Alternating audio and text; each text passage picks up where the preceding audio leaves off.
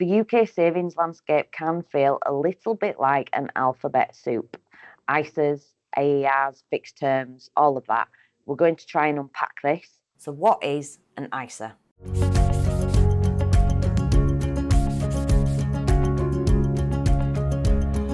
So an ISA, is an individual savings account, but what makes it so special? The big thing with an ISA is that you do not pay tax on the interest or gains up to your annual allowance, which for this tax year is currently £20,000. There are also different types of ISAs, so I'm just going to roughly explain what each of those look like. So a cash ISA, it acts like a normal regular savings account, but obviously your interest or gains is tax-free. Then a stocks and shares ISA is where the provider would invest your money into the market.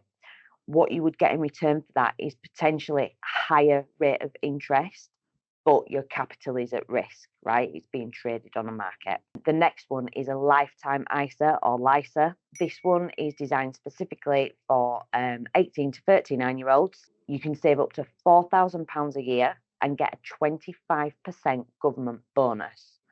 Small catch, it can only be used to buy your first home or to go towards retirement, hence lifetime.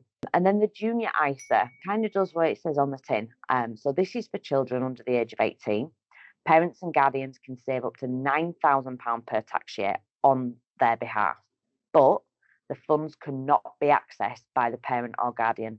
It can only be taken out by the child when they turn 18.